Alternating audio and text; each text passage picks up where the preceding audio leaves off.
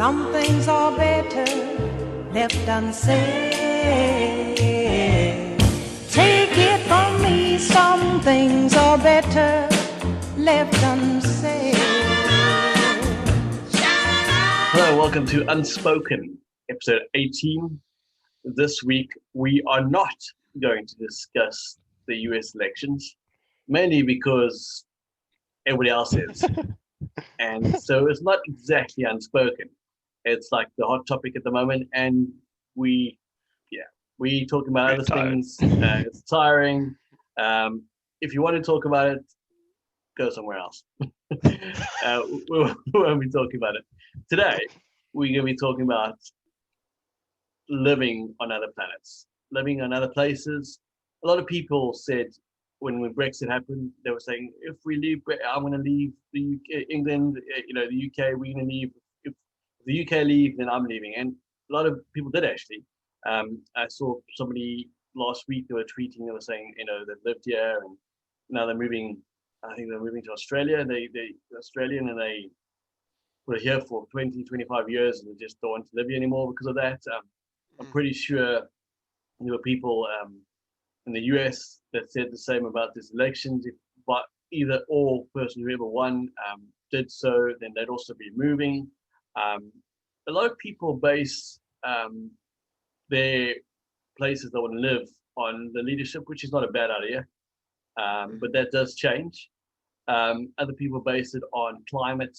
Other people place it on education, if you have a family or children, healthcare. In every country, there's pros and cons to living there. John, you should know. You've lived in about 4 or 5 different countries. You should definitely have a feel of that exact thing. Is there any reason that you would want to not live on Earth anymore, and you're going to pack your bags and go to Mars or to the moon or live under the sea? Yeah, so recently I actually saw, just at the start of COVID, a guy started a stream called Living in a Ghost Town. Him and a few of his friends bought an old mining town and they just decided we're off. And he just packed his bags and went and lived, and he's YouTubing his experience.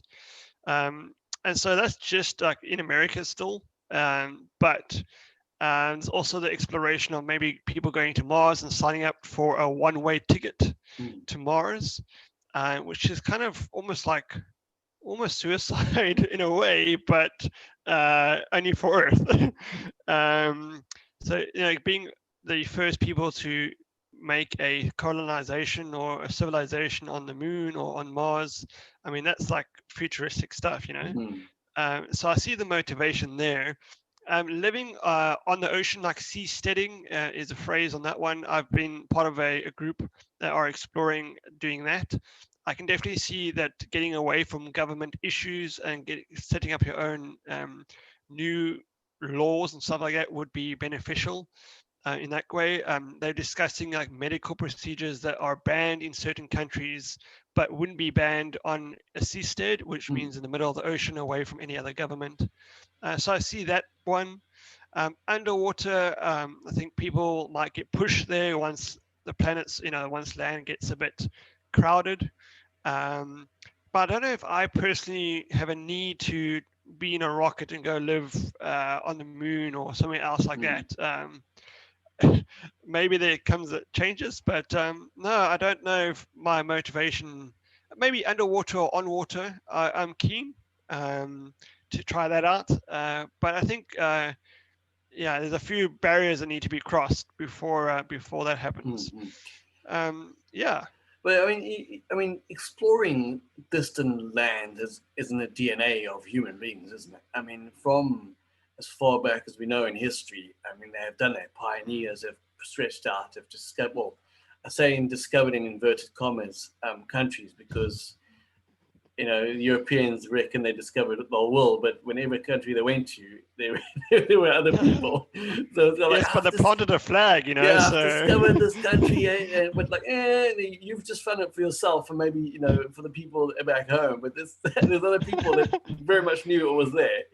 Yes. but this exploration. I mean, even every country they explore, they move up, they settle, they I think it's just in humans' nature just to want to find out more, just to go where no man has gone before. Is that Definitely, I think scientists, trying to learn about like the world that we live in, and people who are studying the stars and studying, originally studying the maps of the world. Like, no, there must be more. I think I agree with you. It's definitely in our human DNA to push the boundaries to see what's out there.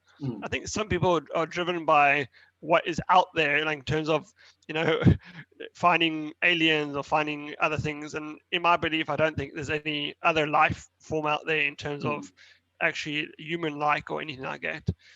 But yeah, I agree that we are getting pushed to. We want to push the limits. We want to see what the world is. Josh, do you think though? So you go. You go. No. When you ask me the question, I mean, if you have one. Yeah, no, I was wondering, what do you think the world will be like in 200 years' time? I think over the past 100 years, it's kind of been developing, but in this information age, it's really jumped hectically. So I was going to ask, do you think we're going to be on Mars? Do you think we're going to be further or on water, or we're talking about it, but not actually going to reach these dreams?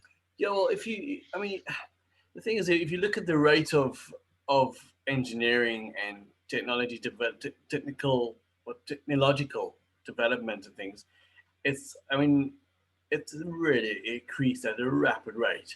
I mean, it was slow in the beginning, things being invented, but because, for instance, batteries now, as soon as they realize they got smaller and smaller batteries. I mean, if you look in the last 10 years on cell phones, from when cell phones were invented, 25, 30 years ago, 25 years ago, whatever, um, how they've excelled, and they just got faster and slimmer and more, power can be held in it with nuclear fusion powers, all this. So in 200 years' time, I think we'll be exponentially further than we have developed in the last 200 years.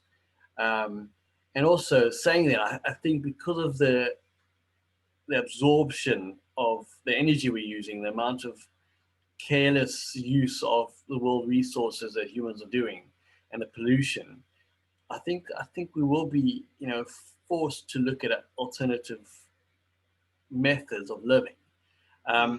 I personally don't understand why the moon hasn't been colonized. They said they set foot on it in the 60s.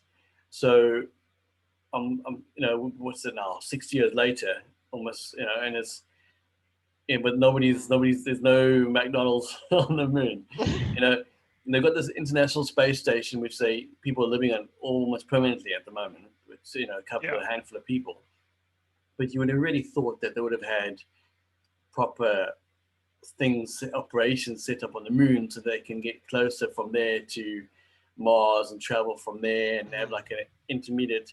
So I'm quite surprised, for whatever reason, that they haven't. So as far as Mars, my thought is, realistically, if they haven't been able to set up operations on the moon, then why would they be able to do it on Mars? Why? I know they're putting a rover on it, but I mean, that's. Yeah, so I think I also worried about that, or like, why don't you start with settling on the moon, and then from there you can just pretend like it's Mars and just settle a colony from scratch on the moon and see how that would work. Trial, I think as a trial, I think that makes total sense. But the only argument that I understand to be fair, besides the fact that they maybe haven't been on the moon, is that there's no resources to be gained from the moon.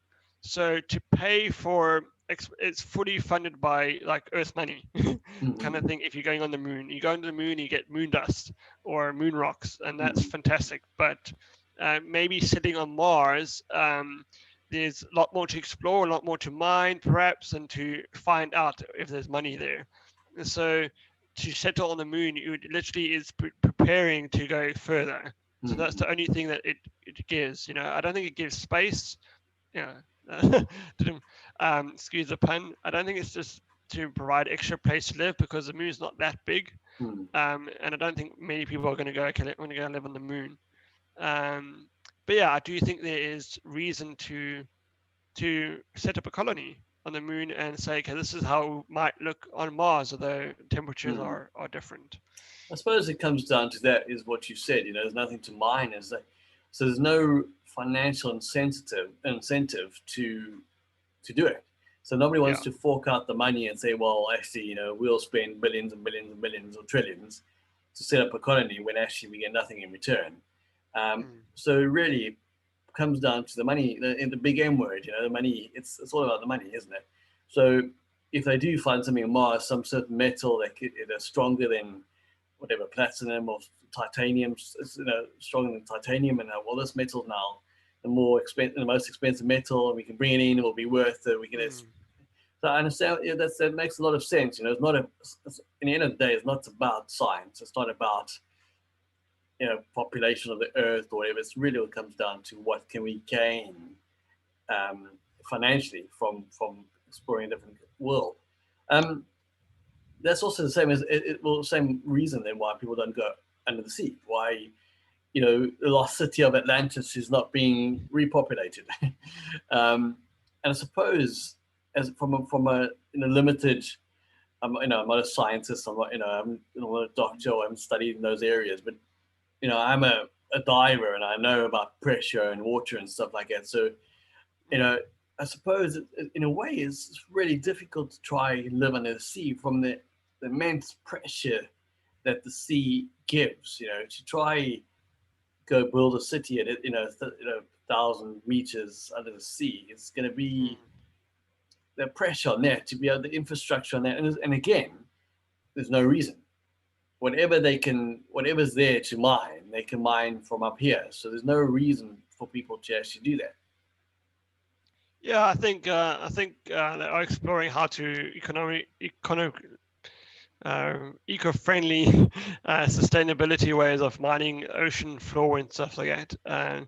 But yeah, there is perhaps what I think is that when they get to that point, then they're going to find new technologies to use the pressure and to be able to force things in a different way. So using that pressure to build structures that can't be built on land, and I think so. World population is possibly the one that would send us underwater, or I think total. I mean, come on, living under the ocean and maybe getting a shark going past you and you living here with an ocean. I mean, that is what kind of dreams are and stuff are made of adventure.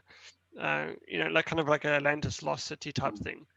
And so I understand the financial gain is definitely not as, it's not plausible, right? It's not you're going to be spending stacks of money before you even make anything back if that's the case. But I do think like rich people would want to go and buy a patch of land in the middle of nowhere. So it seems like the two reasons for people to live elsewhere is either financial gains, so they can move, travel to Mars and populate another planet for money wise, or almost the opposite, to kind of get away from the financial system. As you said in the beginning, you were saying those people that are moved to a small old mining ghost town. I mean, if you look up micronations, there's lots of people that have tried to start their own countries. Various what's the word? Success rates. Yeah, there we go. Success rate theory. It's been really varied. There's one here just off in the Baltic Sea of the UK, off the east coast of the UK. A Sealand is called, and he's an old oil platform that the person's taken, and they've claimed as a country, but no one's recognized it. So then officially it's not a country. And there's requirements, what you need to do to make a micronation. You have to be able to plant something that's growing on it. You have to have a flag. Yeah, there's a certain criteria. There's a big plastic island in the ocean. I think it's in the Atlantic, where people are actually talking about making it a country, so that people recognize it and actually realize this need to do something about the plastic. Mm-hmm. So there is always seems to be a reason for people wanting to get away. I mean, you know, to get away from the monetary system and from governments, that's, you know, sounds like a great idea, you know. Mm-hmm. But obviously you run into all the same issues where you don't have running water, you don't have electricity, you don't have the amenities, you know, that come with being integrated into a normal country. Yeah, so I think that's exactly the problem with creating a country or creating a new system. There's people that talk about in a ghost town, they can go out there and live by themselves. It's like one person or two people, or maybe even 10 people, which I know currently it's not that many. But then you just sort yourself out, right? You can just sort out your sanitary needs. You can just bowl a long drop or whatever the case is, and it's okay. Not much impact on your own lifestyle. But it's exactly when you're trying to transition between one or two people to like a 20 people, you know, like, or be like trying to grow a farm or something like that, and you know, feed all the people. I think that's exactly the problem. Is that you can have explorers that go out and, you know, live on an island by themselves, and it's okay. They great world, you know, like whether they call it an island or their own country, it doesn't matter because it's just them. But as soon as you're trying to get into a certain lifestyle that you had previously in other countries or something, and then or provide for a certain amount of people, then it is the problem. And so one person, you know, building a rocket for themselves and going to Mars is, you know, not as easy, but it's not quite. You know, I think it's a bit easier than what they're trying to do. What they're trying to do is get a lot of people there, or like enough people there to start a proper civilization so it can continue. Or, you know, seasteading is that you don't want just one guy on his boat to live in the ocean. That's done before. There's people sail for, you know, 6 months at a time, and who says that's not, you know, their country for that time. And so yeah, I think the crossover needs to be: do people want to actually go live in a certain place um, in a mass, and how do you do that in a smooth way? Because batteries, yes, maybe they'll help you, but cell phone signal or the way that technology has grown in certain areas, it's not going to help you. No. I mean, an X will help you more than a cell, you know, in certain ways, and that technology has been around for many years. So yeah, I think there's you need to decide if you want to go live out or explore. You need to either be a follower that's going there like 50 years after it's started because everything's worked out, or you need to go and sacrifice certain lifestyles and go and do it. You know. Let's change the subject slightly, or just like tweak it a bit towards the fact of people that do move around because of something they don't like, or they're trying to look for a better country or better conditions. Or what do you think about that? Or should somebody rather stay where they are and make change happen where they are, or move to somewhere which they think is better? Yeah, so our normal topic is politics and Christianity and religion, and so we can maybe come back to it slightly in a little bit. But I would say if they're moving for weather and for health, I think people should move, man. I mean, look, when you're struggling as a farmer in the middle of Scotland because, you know, it's wet and miserable and dull, I've got no clue why people stay there. Or if they're able to move from like a extremely hot middle of Australia or you know, desert places in Africa and stuff like that, if they're able to, if you have the financial capacity, then I think you should get out of there, man. But that's because it's just so uncomfortable. It's so, you know, it's rigid. If it's all you know, I understand that's all you know and that's what you're used to, and fine. But I think, yeah, I'm personally okay with people just hopping on out of there, going to a location. In like lots of British people go to Spain to retire, or the south of France or something like that, and to retire. I think that's totally fair. You know, they've done their duties or given to the world, and now going to live their own lifestyle. But yeah, what do you think in terms of in terms of politics or religion, moving to bounce back the same question to you? It's funny. It's a good question. That Zanella and I were watching. My wife and I were watching um, a couple of movies this weekend, and they were set in the Vatican City. Um, Mm. and we were like, and it's a whole country. The Vatican City is a country of their own, and it's very Catholic, very very Catholic, which in some way was actually quite nice to see, because it's a certain type of people, a certain type of moral standard that you can expect. Um, you can talk about God and Christianity, and you can talk about openly about it, and everybody agree. So I'm like, well, I was thinking, like, well, that could be quite nice. I'm like, well, obviously it's very comfortable, and if you wanted to do that type of thing and be surrounded by that, then that's what it do. But it's yeah, I mean, if you were a Christian, and then let's say you were living in the Middle East or living in Africa, one of the countries that are the state religion is maybe Islam, and you become a Christian, and you're like, well, actually, it's not safe for me. Um, then they should definitely look at moving to a safer country if you can. You do need to make some decisions when it comes to religion. If you're gonna, if you want to explore Buddhism, then you move to Tibet, or you move to something like that, where Yeah. you surround yourself with the people that you want to be with.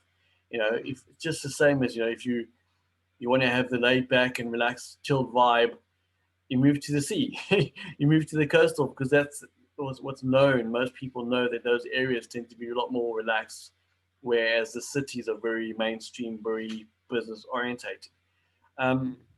So yes, I mean, I definitely agree. I mean, if that's the nice thing about this world that is very global now. And you can hop on a flight and be somewhere, and you could literally sit down, make a list of things you like and don't like, and start playing country bingo. And I don't mean country the music. But you could literally go just decide where's the best place for us to live, and where's a good education, and where we go, and a lot of people have done that. They've I know Ireland. A lot of people live in Ireland because of those type of reasons. Although the weather's not too great, but that's the other thing. Often the places where the good weather is, not necessarily the top economic countries. So it's really. I don't think you'll always be happy. I don't think the grass is always as green on the other side as you expect. When I was in America, we were discussing, where we're going to live and stuff, and I said, New Zealand or South Africa or the UK is what I know, and people are like, "What, are you considering not being in America?" And I'm like, "Yeah, no, I'm not American, and I don't really want to stick around, to be honest." And they're like, "What? So many people are trying to get green cards and get on the lottery system." I'm like, "Yeah, I applaud them. They should come, but I'm out of here." And so there was a bit of a struggle as well. If there was like, well, obviously our grass looks pretty green in America, and I'm like, well, depends what you're looking for, right? Depending on what lifestyle or what you're willing to live under. And I don't understand a lot about American politics, in a way that I think there should maybe just be all 50 countries. That would make a lot more sense, in my opinion, in terms of how they manage things. But that's how they decided to live. And yeah, I think that people can adjust or go to places that are greener. But I do agree as well that not necessarily you will find that yours is not the worst place in the world. Okay, well, sorry to interrupt you, but let's spend the last 5 or 6 minutes on you. And you've lived. We said in the start of I said in the opening a few sentences that you've lived in about 5 countries. So let's quickly list these countries. let's say them, and then we say what's your best experience, what you recommend about living there, and what you don't recommend about living there. Yeah, so I was raised and born in South Africa, in Pretoria, in the central. I lived for 2.5 years in England. I also lived for 2.5 years in Scotland, and I've lived somewhat of years in New Zealand now. So I had a year earlier, and now I'm here permanently, as well as 5 months in France. And so depends if you want to count that as living. I wasn't there, and I had experienced the culture, so I can maybe touch on that. Which one you like to know first? and then you lived in the US for almost 4 years. Yes, sorry, I thought that one was going normal. Yes, 3 years, and yeah, 3 and a bit years. Yes, that was the longest recently. Okay, I think because we might have to disqualify France, although we can have a slight opinion, but because of the short period, I think to order you have to live there. I reckon, and this is my opinion. At least 6 months to kind of explore. To say you've lived there and you really explored the culture, but you can give us a good tip. What are your pros and cons? Let's reverse. Yeah, You're living in New Zealand now. Let's start there. Let's work backwards. Yeah, so New Zealand, first world country, in terms of politics and policing and how the actual country works, it works very well. In terms of, do I feel like I can come and make a lifestyle here and live here? Yes, I think they're open to it. I mean, it's obviously really beautiful. If people don't know that, you can look up one video of any New Zealand video of anyone coming here, and they're like, "Wow," or yeah. And so you get the first worldness, and you get the country and the lifestyle. That's definitely the pros. The con to that one would be that it's slightly far away from the world in general. New Zealand is connected to the islands, Fiji and Samoa and that type of thing quite well as Australia. But that's kind of the bubble.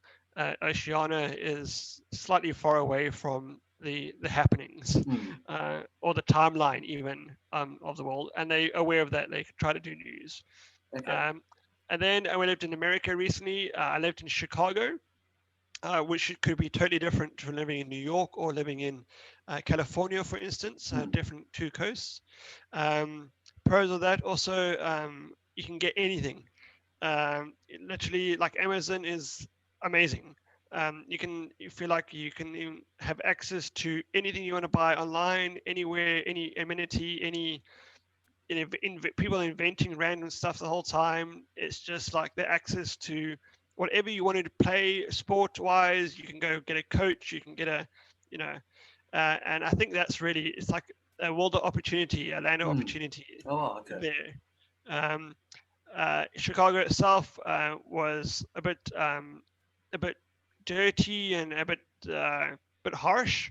So many people in Chicago compared to New Zealand. New Zealand's like 5 million across the whole place, and Chicago is like, I don't know, more than that in just in the town. And then Scotland, again, it's British and it's quite beautiful in some places, quite grey.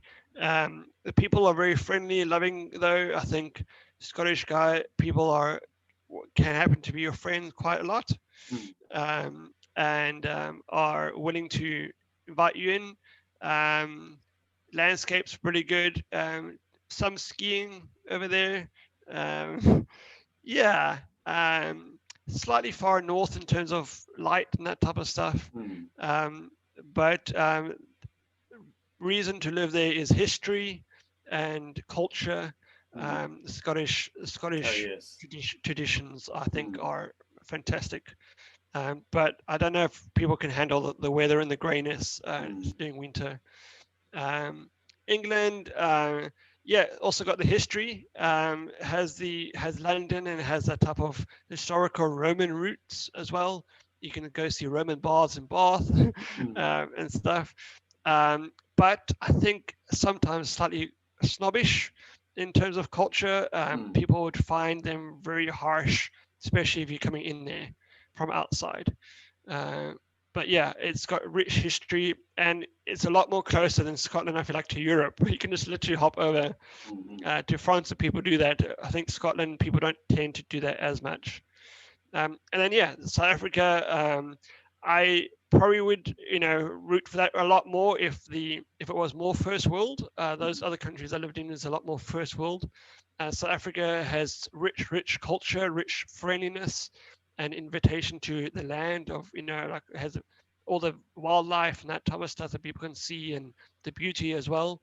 And if they sort out their government as well as the like security or army or policing and that type of stuff, like actual proper law enforcement, and then I think it will be like really, really welcoming. I mean, it's welcoming now, and people should go, especially try, but I don't know if people would want to live in a first world country and then go down to South Africa unless you're like missionarying or plan to be there. But yeah, thanks, John. That's a very, very good summary, very, very quick summary of 4 really good countries. Well, 4, 1, 2, 3, 4 really good countries.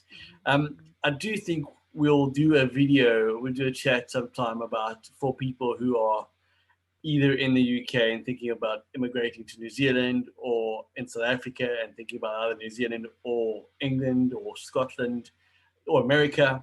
I do think maybe to sum it up that quickly, it's great for this video, but I think people will really find it a lot more interesting as well if we do a nice segment and actually dive deeply. Maybe do a 2-part video or something like that.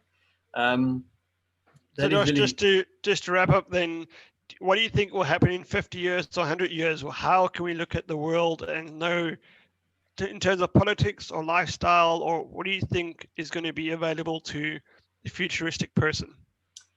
Yeah, good question. I personally think that you're going to get 2 types of countries, or 2 types of places to live. I think there's going to become larger countries. I think Europe will actually become one, more than Europe. I think it will just basically amalgamate into one big country. Pretty much like America, like the States of America, where all the states are become one country. I think this type of how Europe is going to happen. I think you're going to get smaller countries breaking away and trying to be independent, and all across. I think parts of Africa. I think large areas of Africa might do the same, become like a whole country. A lot of those countries are really struggling, and then some countries are doing well, and I think they're going to band together and actually become like a kind of United States of Africa type of thing. I think you'll get large countries coming together and becoming one, and then, as I say now, smaller areas. So you'll get less countries really, in basically because a lot of people will just join. I think a lot of the Islamic countries will join together. I think also you'll get a lot more unity, and then you'll get that kind of the segregation of the people that don't want to be part of the big system. And so you'll see people moving to those areas, and like the islands, you'll see people that are really trying to get off the grid are starting to move more to like the Bahamas and the Caymans, all these smaller islands, and maybe even Fiji and Samoa and those type of places, trying to get away from this globalism, I suppose, if you want to use that word. I think Mars, I think there'll be something set up for Mars. I think there'll be some station of some sort. I still don't think anybody will be bothered about the moon. And there might be 1 or 2 small things happening under the sea. But for some reason, I don't think they're going to bother building anything underneath there. Yeah, I think they might have a seastead on top of the ocean and maybe go like drop down a few things underneath in that environment. But yeah, I think people want to go further rather than not just go down in that particular area. So to end off, basically, like the song Busted went to the year 3000. Not much has changed, but we live underwater. We don't agree with that. Pretty much no. We live still on Earth and other places, but maybe not underwater. Maybe not underwater. Thank you very much, John. Thanks for joining us. It was great to have you guys. Thanks for tuning in, everybody. And until next week, we'll see you on the flip side. Bye. Bye. Some things are better left unsaid. Take some things are better left unsaid.